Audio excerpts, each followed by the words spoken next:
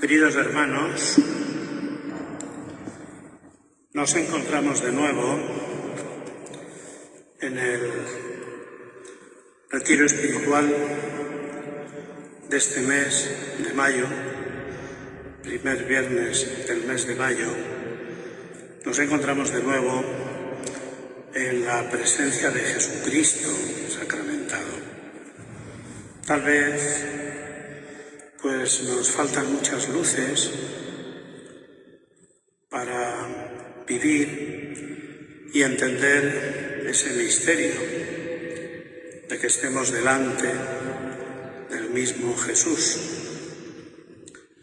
Bueno, pues delante de Él comenzamos nuestra oración, comenzamos nuestra adoración y comenzamos este día de retiro en el que seguramente pues Él va a decirnos algunas cosas o va a hablar a nuestro corazón.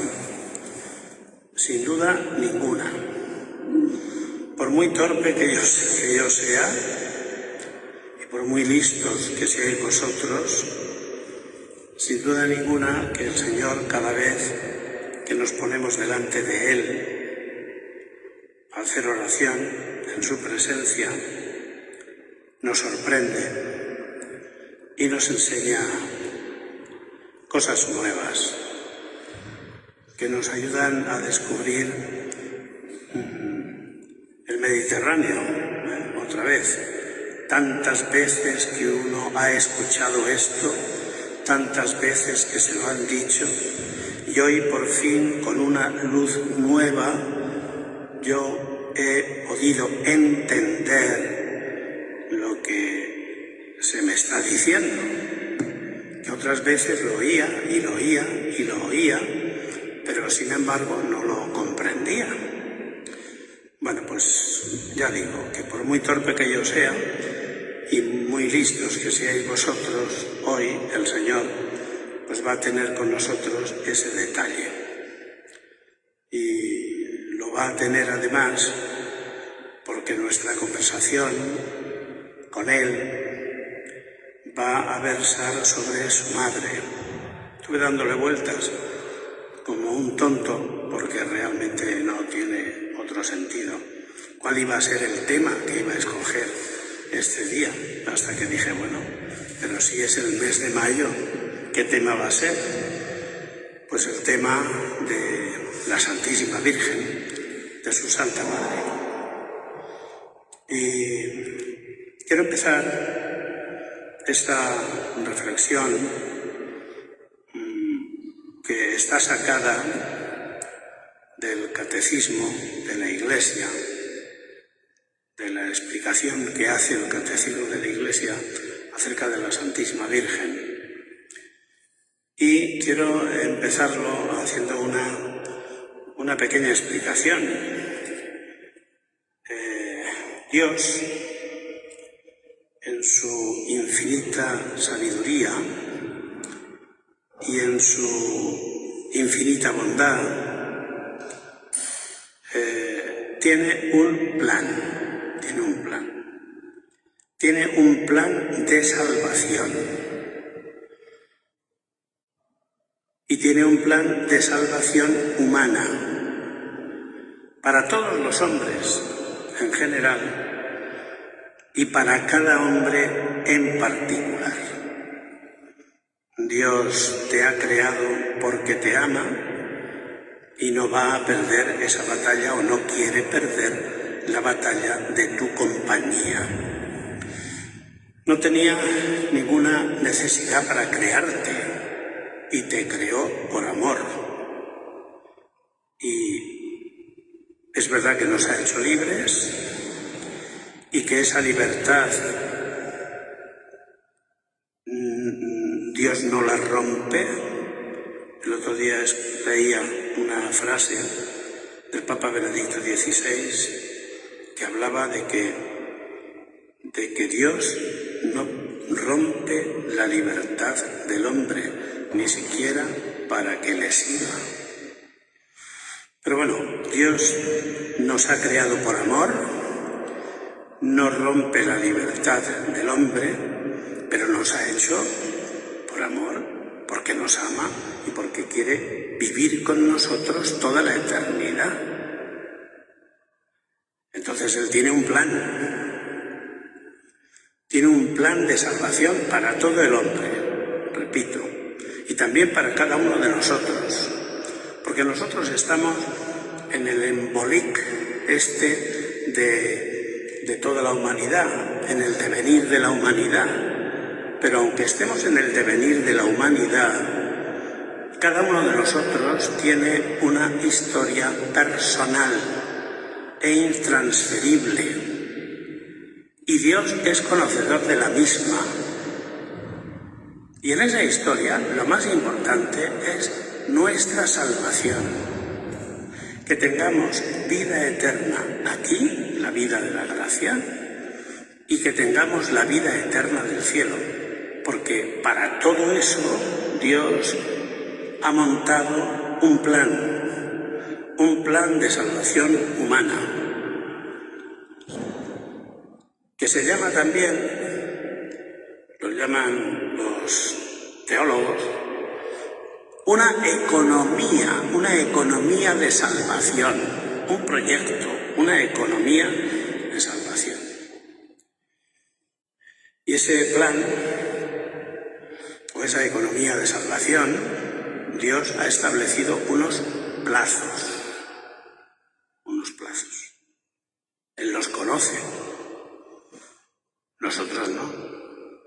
Nosotros hemos conocido los plazos que Dios tiene a posteriori, después de que ocurrieran y se nos revelaran. Y en ese plan, principalmente actúan unas personas.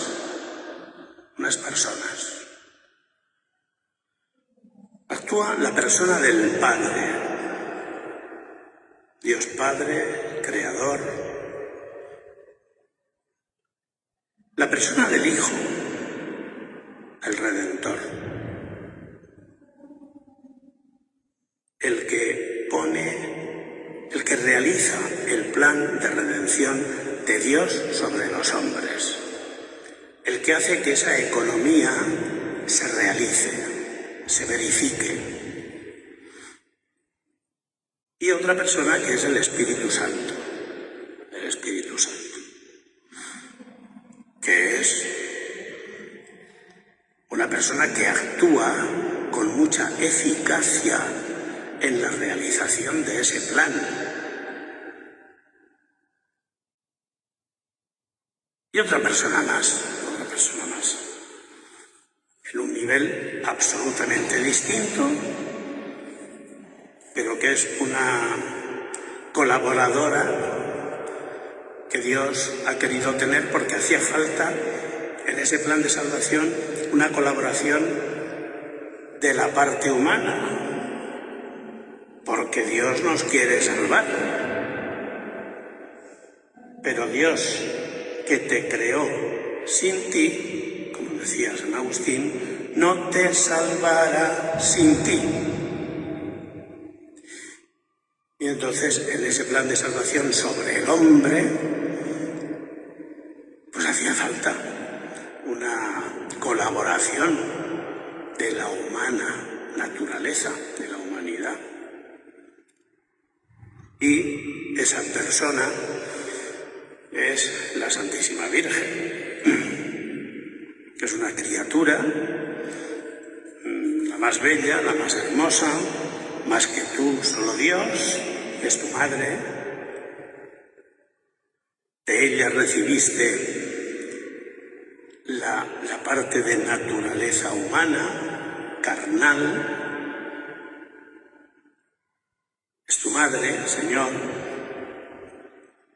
a la que sin duda querías mucho, te alimentaste de su leche y fuiste creciendo al albur de sus cuidados, y en cuanto que hombre aprendiste aprendiste mucho de ella y te gustaban sus caricias y sus mimos. Y sin duda ninguna que nosotros tenemos que aprender de ti, Señor, a amar a la Santísima Virgen.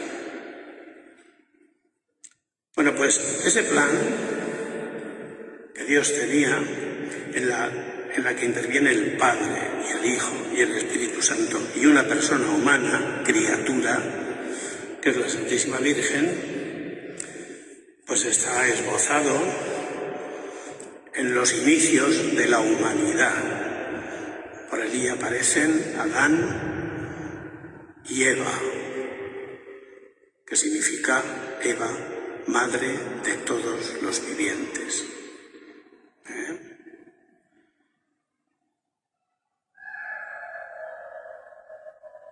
Y entonces, en ese plan, hay un momento que es la plenitud de los tiempos. ¿Y la plenitud de los tiempos cuándo es? Se llama así en la Sagrada Escritura, la plenitud de los tiempos. Pues la plenitud de los tiempos se inaugura, se inicia, todavía estamos en ella, en el momento en el que María es invitada a ser madre del Hijo. En ese momento se inicia la plenitud de los tiempos. El hombre caído, expulsado del paraíso, no a la desesperación, porque hay una promesa de salvación de Dios, un descendiente de la mujer te salvará, aplastará la cabeza del maligno. Hay por tanto una promesa de salvación, pero eso tiene que llegar. Y entonces, ¿cuándo llega? En la plenitud de los tiempos. Y la anunciación a la Santísima Virgen por parte del ángel Gabriel inaugura la plenitud de los tiempos. Es decir, comienza el cumplimiento de las promesas y de todos los preparativos de la historia de la humanidad. María es invitada a concebir a aquel en quien habitará, siendo humano, toda la plenitud de la divinidad. Dios de Dios, luz de luz, Dios verdadero de Dios verdadero, hombre. Y la respuesta de la Santísima Virgen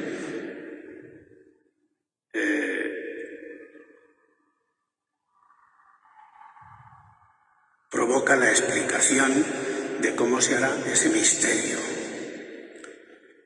¿Cómo será esto? Pues lo conozco, varón. Y el Espíritu interviene, el poder del Espíritu interviene. El Espíritu Santo vendrá sobre ti. Por eso la figura de María y la figura de Jesucristo están perfectamente ensambladas. Nos ayudan a entender ese misterio. María es la criatura que se deja salvar. Es necesario que se deje salvar para que Cristo pueda habitar en ella. Y entonces así se produce el milagro. El Hijo único del Padre, al ser concebido como hombre en el seno de la Virgen María, es Cristo, el ungido por el Espíritu Santo y el concebido por el Espíritu Santo.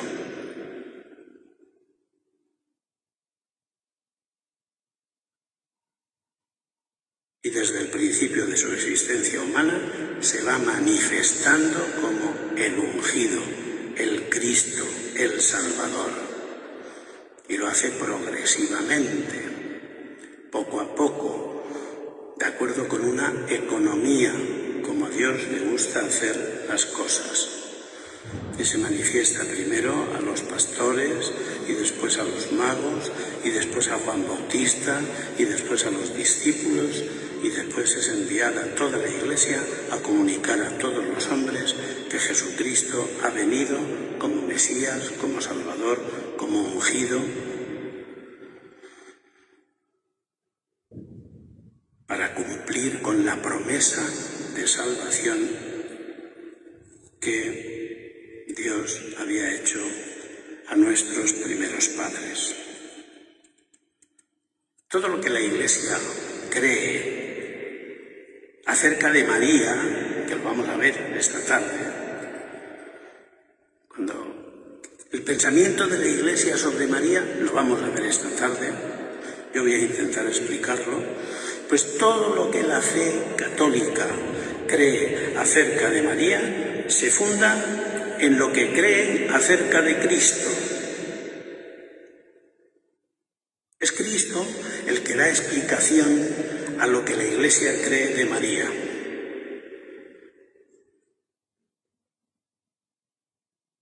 Pero la enseñanza que la Iglesia da sobre María ilumina a su vez la fe que nosotros tenemos en Cristo. De modo que, para entender bien el misterio de María y para entender bien el misterio de Cristo, tenemos que contemplar los dos. Y una primera afirmación que tenemos que hacer nosotros sobre la Santísima Virgen es que hay una predestinación de Dios sobre ella. Ese plan de Dios del que os hablaba antes, de enviar a su Hijo para formarle un cuerpo con la libre cooperación de una criatura, no se deja al albur de las circunstancias, sino que supone en Dios una predestinación, una elección. Dios escoge, Dios elige a una hija de Israel, de la tribu de Judá, nazarena, descendiente de la casa de David, para que sea la madre de su Hijo. Hay una elección de Dios. Era, por así decir, necesario esa elección de Dios, porque hay cosas que no salen porque sí, de risa, sino que tienen que estar preparadas. Y esto también marca nuestra fe sobre la Santísima Virgen. Ha sido la elegida, la doncella predestinada por los siglos, a lo largo de todo el Antiguo Testamento. Su misión y el mensaje que Dios nos da sobre ello está en todo el Antiguo Testamento. Junto al árbol del pecado, Eva, pecadora, recibe la promesa de una descendencia vencedora del maligno. Pero es la primera intervención de Dios en este sentido. Después, a lo largo de la historia, aparecen otras mujeres que son anuncio de lo que ha de venir y de lo que Dios tiene preparado y que no había sido revelado a nosotros más que de esa manera difuminada. Un descendiente de la mujer vencerá al maligno. Y se producen una serie de milagros y de anuncios que nos hablan de María, sin saberlo, pero se nos habla de María, sin saberlo nosotros. Sara, la mujer de Abraham, otro personaje que en la historia de la Sagrada Escritura y del pueblo de Israel y de la Iglesia, Abraham, el padre de todos los creyentes, su mujer concibe un hijo, a pesar de la edad, a pesar de la esterilidad, a pesar de la impotencia para engendrar, a pesar de su debilidad. Dios elige a una mujer impotente, débil, anciana, y muestra la fidelidad de su promesa. A pesar de eso, esta mujer da a luz un hijo, que es el que recibe las promesas de la salvación. Y después otra mujer que aparece es Ana, también anuncio de María, que engendra también sin poder, humanamente hablando, porque lo había intentado todo, a su hijo Samuel, profeta. Y después aparecen otras figuras: Esther, Judith, Ruth, Débora, todas nos hablan de María.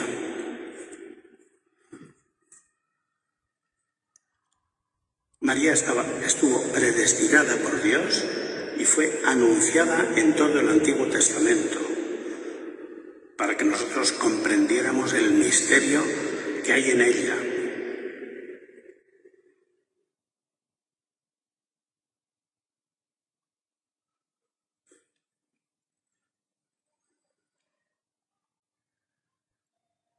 Y María sobresale entre los humildes y los pobres del Señor, que esperan de Él con confianza la salvación y la acogen. Finalmente, con ella, excelsa hija de Sión, después de la larga espera de la promesa, se cumple el plazo y se inaugura el nuevo plan de salvación. Hay una predestinación de María para ese momento y lugar.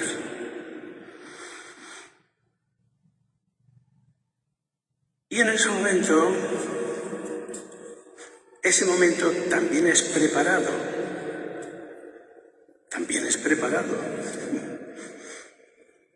porque no se presenta allí la nazarena en su casa esperando al ángel, sino que eso es preparado.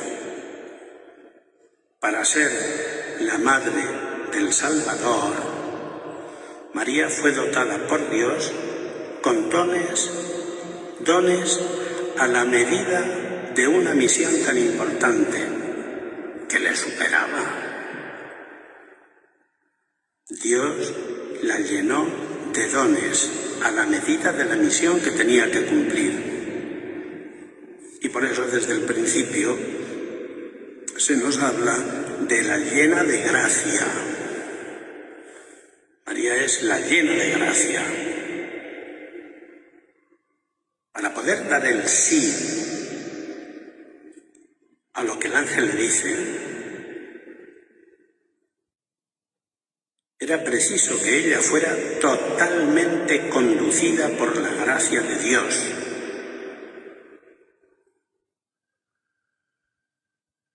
La Sagrada Escritura le llama llena de gracia desde el principio. Pero la Iglesia ha ido tomando conciencia poco a poco de lo que significa esa palabra llena de gracia. Y no se ha entendido desde el principio. El Espíritu ha ido conduciendo a la Iglesia para que fuera entendiendo y para que fuera tomando conciencia de lo que significa llena de gracia.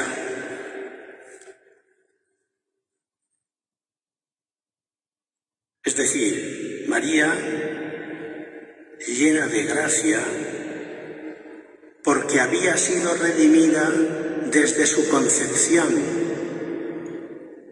Es en 1800 1854, cuando la Iglesia comunica el dogma de la Inmaculada Concepción de María.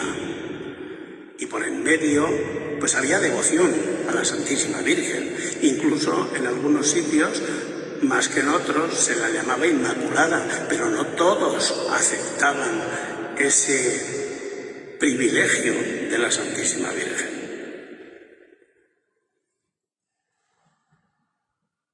La resplandeciente santidad de María, del todo singular, con que fue enriquecida, le viene de Cristo. Ha sido la única criatura a la que se le puede llamar así, llena de gracia, plena de gracia. Y es por causa de Cristo. Ella fue redimida de una manera distinta, sublime, en atención a los méritos de Jesucristo. No ha entrado en el paquete de todos. Ha necesitado la redención, pero de una manera distinta.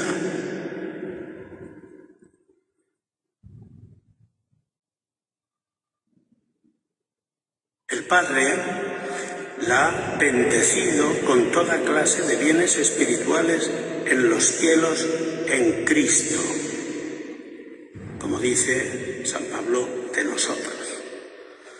El Padre la ha elegido en Cristo antes de la creación del mundo para ser santa e inmaculada en su presencia en el amor.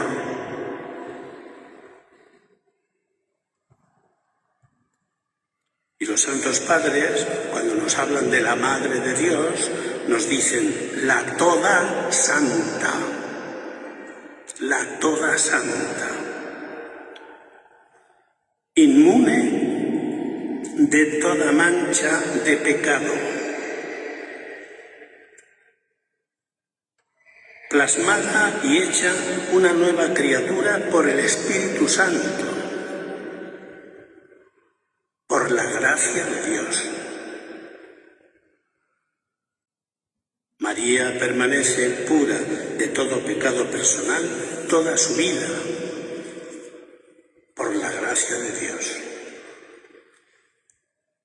Y es hecha inmaculada, es salvada por los méritos de Cristo en la cruz, en atención a esos méritos, pero antes de su nacimiento, es preservada de caer en el pecado.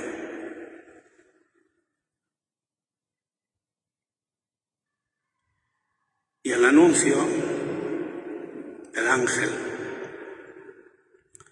dará su luz al Hijo del Altísimo. Es que no se iban ocultando las cosas, se iban afirmando con total plenitud, y en el Evangelio están. Darás a luz al Hijo del Altísimo, al que le pondrás por nombre Jesús. Pero es el Hijo del Altísimo. Estamos entrando en el misterio de quién es Jesucristo, ante el cual estamos haciendo hoy nuestra oración. El Hijo del Altísimo, el Hijo de Dios, que ha querido quedarse con nosotros, pero que Él quiera rebajarse a nuestra condición no nos autoriza a nosotros a ponernos a su altura. Y el trato que tenemos que tener con Jesucristo es el que debemos tener con Jesucristo. Pues el ángel le anuncia: darás a luz al Hijo del Altísimo. Y María responde por la obediencia de la fe, porque María sabe que nada hay imposible para Dios. Y responde diciendo: he aquí la esclava del Señor. Hágase en mí según tu palabra. Y María da el consentimiento, como en una boda. María da el consentimiento. Y en ese momento María se hace madre. Y entonces empieza la plenitud de los tiempos, porque el Hijo del Altísimo, sin semilla de varón, como diremos después, por intervención del Espíritu Santo, y tomando la naturaleza humana de María, se hace hombre. Y en ese momento María se hace madre. Aceptando la voluntad divina, se entregó a sí misma por entero a la persona y obra de su Hijo, para servir con Él y en Él al misterio de la redención.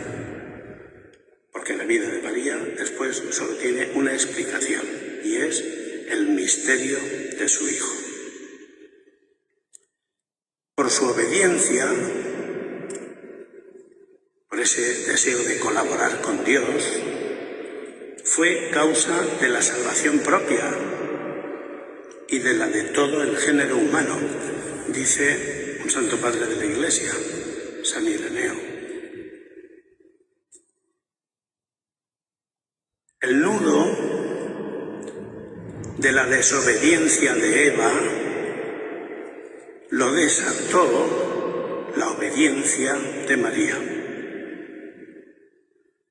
Lo que ató la Virgen Eva por su falta de obediencia, lo desató la obediencia de María. Lo que ató la Virgen Eva por su falta de fe, lo desató la Virgen María por su fe.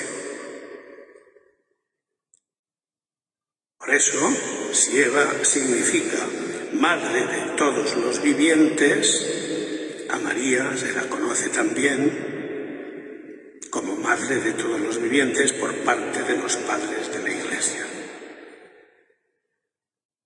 La muerte vino por Eva, la vida vino por María.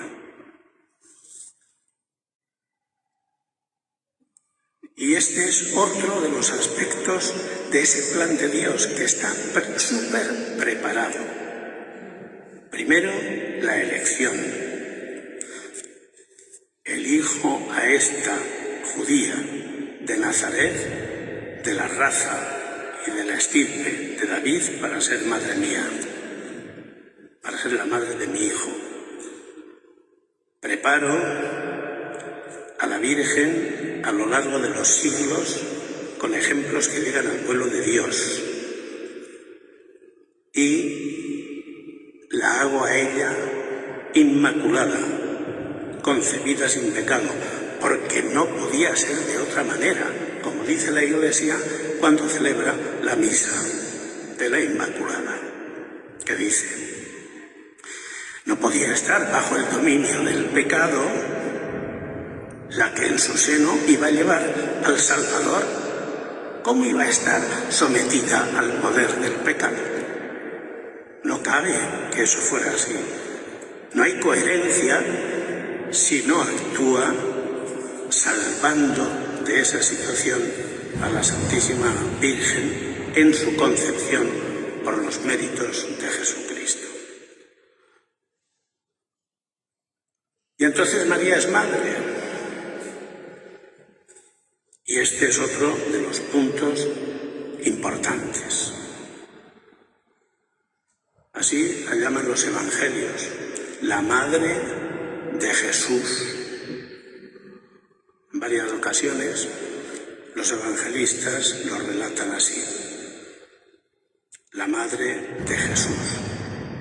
¿Y qué dice Santa Isabel cuando llega María a su casa? Santa Isabel, movida por el Espíritu Santo, ¿qué dice? ¿Cómo es que ha venido a mí la madre de mi Señor? Es la madre de Jesús. Es la madre de Dios. 600 años harán falta para que se proclame esa verdad de fe de que María es la Madre de Dios. Pero efectivamente ya el Evangelio nos lo cuenta así. ¿Cómo es que ha venido a mí la que es la Madre de mi Señor? Efectivamente, el que ella concibió como hombre, por obra y gracia del Espíritu Santo, es su Hijo, según la carne. Es el Hijo eterno del Padre, la segunda persona de la Santísima Trinidad. María es verdaderamente Madre de Dios. Theotokos, que decían entonces los griegos, porque esa era la discusión, que estaba toda la cristiandad metida en un problemón de 3 pares de narices con el tema de quién era Jesucristo, y si María era la Madre de Dios o la Madre de Cristo, diferenciando. Es que es la Madre de Cristo, pero no es la Madre de Dios. No, es la Madre de Dios. Tiene que haber un concilio en Éfeso en el año 649, en el cual la Iglesia confirma que es de fe que María es la Madre de Dios. Y el pueblo estaba esperando, y esperó mucho tiempo a que eso se definiera, y recibieron como una fiesta la declaración de ese concilio. Y desde entonces se reza la segunda parte del Ave María. Santa María, Madre de Dios, ruega por nosotros pecadores. Pues aún hay otra cosa más en la Santísima Virgen. No es solo su maternidad, sino que es también su virginidad. Todo esto ha venido, pues, estando en el Evangelio, pero profundizándolo la Iglesia poco a poco. La virginidad de María.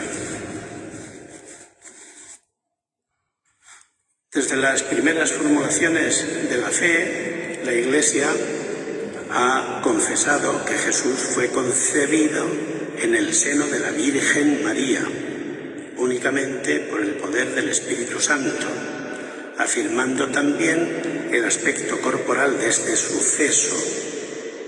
Jesús fue concebido sin semilla de varón, por obra del Espíritu Santo.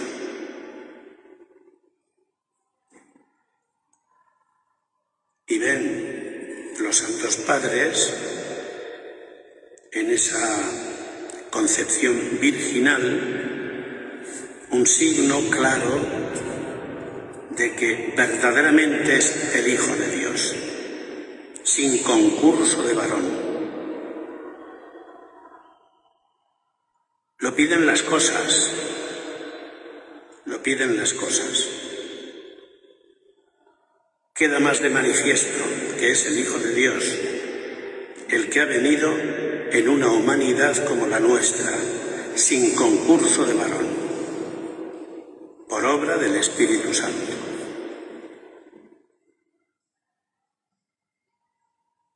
San Ignacio de Antioquía dice: estáis firmemente convencidos de que Jesús es verdaderamente de la raza de David según la carne, Hijo de Dios según la voluntad y el poder de Dios,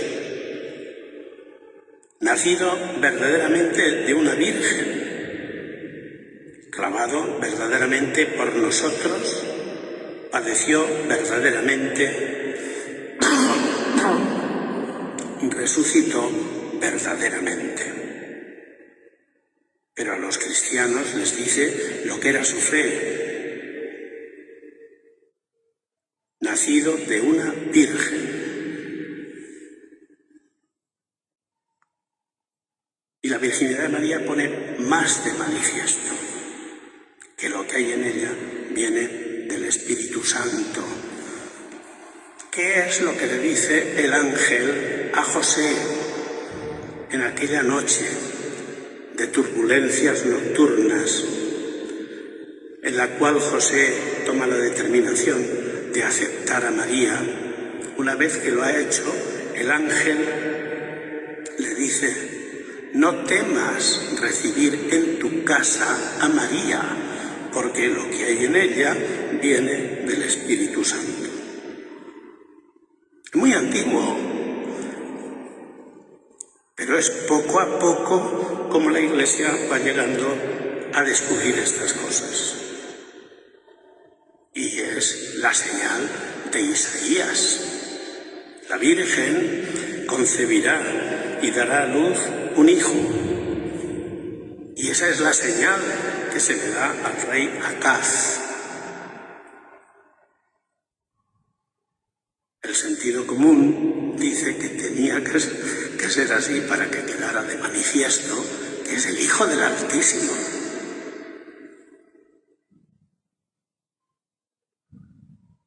Esto ha traído burlas, oposición, incomprensión de los creyentes, de los judíos, de los paganos. Pero esto es algo que no se encuentra en ningún otro sitio. No está en ningún mito por ahí. No se parece a nada. Está en el silencio y en el misterio de Dios. Y dice San Ignacio de Antioquía que el príncipe de este mundo, es decir, Satanás, ignoró la virginidad de María, no se la reveló, porque Satanás conocía muchas cosas por su sabiduría natural, angélica, pero no todo lo conocen. Hay cosas que no conocen los ángeles. ¿Cuándo va a ser el fin del mundo? No lo sabe nadie, ni el Hijo, solo el Padre. Los ángeles tampoco lo saben. Y dice San Ignacio que al príncipe de este mundo se le ocultaron por parte de Dios varias cosas. Una, la virginidad de María y su parto virginal, así como la muerte del Señor. 3 misterios.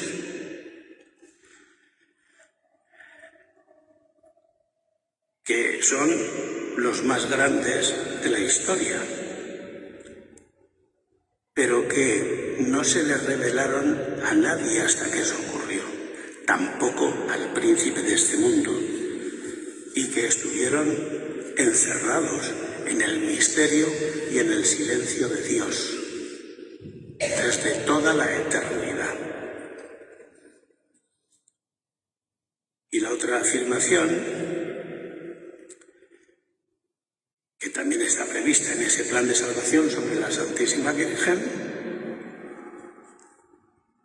y que poco a poco se ha ido realizando el camino, es siempre Virgen María. No solamente es virgen en el parto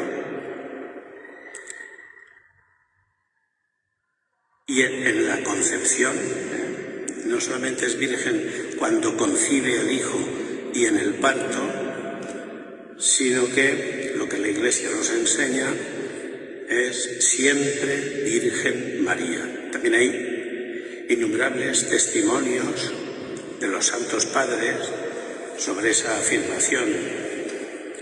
y destaca pues toda la labor que hizo en favor de esa verdad de nuestra fe un San Ildefonso de Toledo, ¿verdad? Virginidad real y perpetua, incluso en el parto. El nacimiento de Cristo no disminuyó, sino que consagró la integridad virginal de María. Muchos testimonios hablan de la siempre Virgen. Bueno, todos sabemos que en los evangelios se habla de ahí están tu madre y tus hermanos, pero la interpretación es muy sencilla en el sentido de que la palabra hermano la utilizamos incluso hoy día con esa amplitud de miras, ¿no? De los familiares, los primos, incluso los que son muy amigos o los que forman parte del mismo pueblo, mis hermanos o mis parientes. Y esto de una manera especial, pues hoy a lo mejor se va perdiendo, pero en los pueblos tribales, pues es la tribu, son mis hermanos. No tiene ningún sentido atacar la virginidad de la Santísima Virgen, siempre Virgen María, por esas afirmaciones que se hacen en el texto del Evangelio, en lo que tienen, la afirmación que hacen es la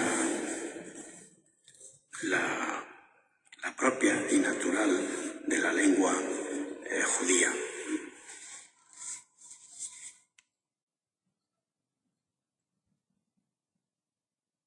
Bueno.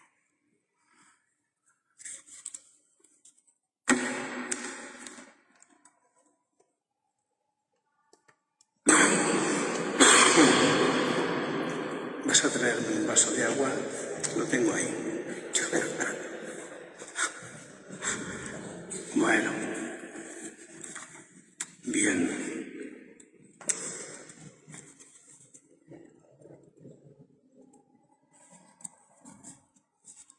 Yo creo que es importante decir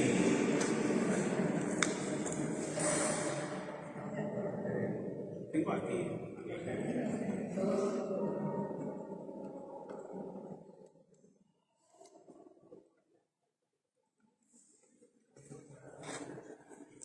Es que me parecía pedante ponérmelo aquí, pero bueno, al final. Bueno, entonces, teniendo en cuenta dónde estamos, pues yo, mirad, cuando no hay cosa peor que la ignorancia. Cuando uno es ignorante, pues entonces, en la ignorancia cabe todo. Y no hay cosa peor que la ignorancia en el conocimiento de la figura de Jesucristo, de la enseñanza de la Iglesia, de quién es la Virgen.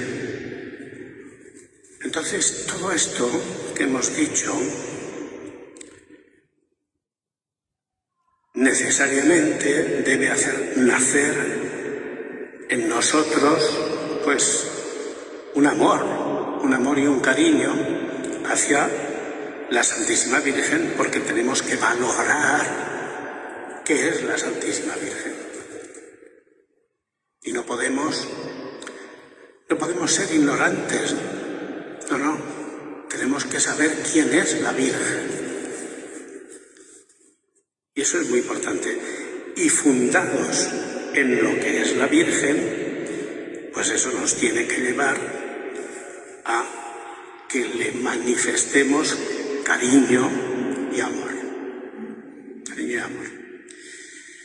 San Agustín escribe una carta a una mujer que se llamaba Proba, un nombre muy raro, Proba. Y le dijo a Agustín, escríbeme una carta sobre la oración. Y entonces le escribe la carta. Y una de las cosas que le dice San Agustín es que la oración tiene que ser con sentimiento, con sentimiento. Que amamos y oramos con Dios, pero tenemos que ponerle sentimiento. Que amamos y adoramos a Jesucristo, pero tenemos que ponerle sentimiento. Que amamos y adoramos a la Santísima Virgen, pero tenemos que ponerle sentimiento. Y Santa Teresa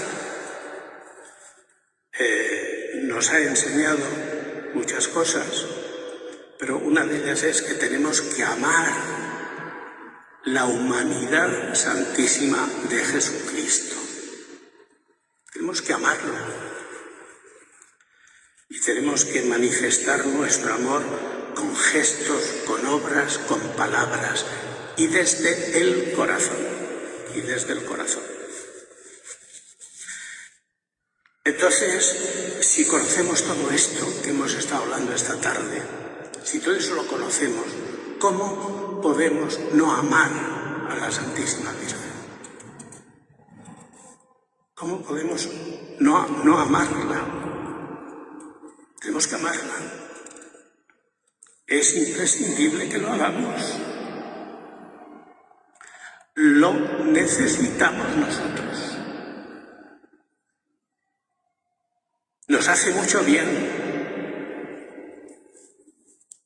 Nos hace falta. Y todo eso, ¿cómo lo hace la Iglesia? Pues nos ha enseñado la Iglesia a hacerlo a través de devociones marianas. Entonces, pues, ahora toca la parte de las devociones marianas, pero yo lo que voy a hacer es pasar muy por encima de todo esto. Y voy a deciros, cuando acabe el toque,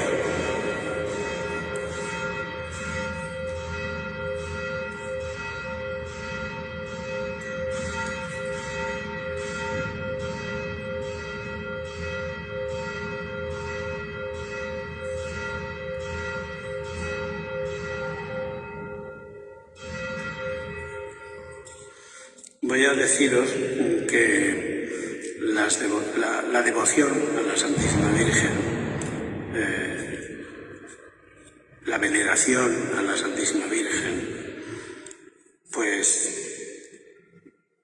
la Iglesia nos invita a vivirla celebrando sus misterios, es decir, pues la fiesta de esto, la fiesta del otro, Santa María, Madre de Dios, la adoración de los magos, todas las fiestas que está la Virgen viviéndolas con fe y con devoción. Y después, pues, el rosario. Estas son el camino devocional que la Iglesia nos señala a nosotros. Pero después tenemos, pues, otras muchas maneras de hacerlo. Pues el rezo del Ave María, la salve, todos los días si quieres, o los sábados, el rezo del Ángelus, el acordaos de San Bernardo, la consagración a la Virgen, el Regina Coeli que estamos rezando en este tiempo de Pascua. Bueno, os cuento una historia y termino. Un niño, en una casa, estás en una casa y entonces pues se oye llorar al niño. que iba por el pasillo de la casa, pues porque la mamá le había dicho algo o porque el papá le había dicho algo. Bueno, entonces el niño se enfadó con aquella parte y se fue a la otra parte, llorando por el pasillo. Y dice el padre, dice, ahora verás cómo se calla. Entonces iba por el pasillo llorando, buscando el consuelo del papá. Se callaba y seguía. Y entonces, ¿y esto qué es? Porque le hemos enseñado desde pequeñito que siempre que pasa por delante de la imagen de la Virgen le tiene que decir que la quiere.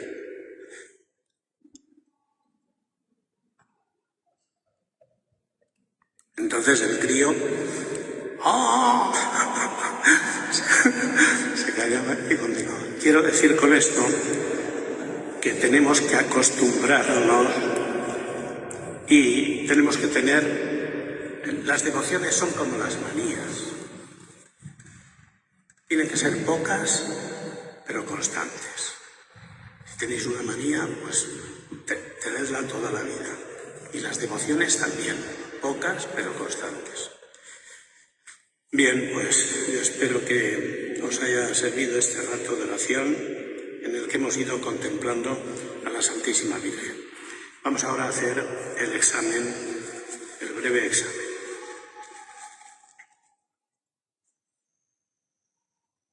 Dedico cada día un rato a la oración.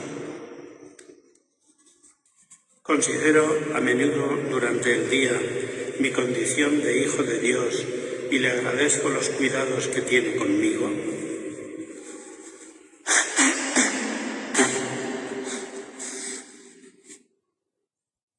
Tengo como normal empezar el día poniéndome en manos de Dios y acabarlo también en su presencia.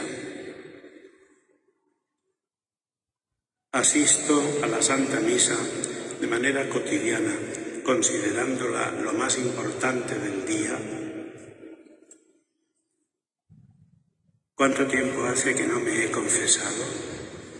Me doy cuenta de que prescindir de la confesión es despreciar uno de los medios de salvación que Jesucristo ha establecido. Visito cada día a Jesucristo en el sagrario. Saludo cada mediodía a la Virgen con el rezo del Ángelus. Acepto sin revelarme los problemas de cada día y procuro ofrecerlos a Dios como sacrificio.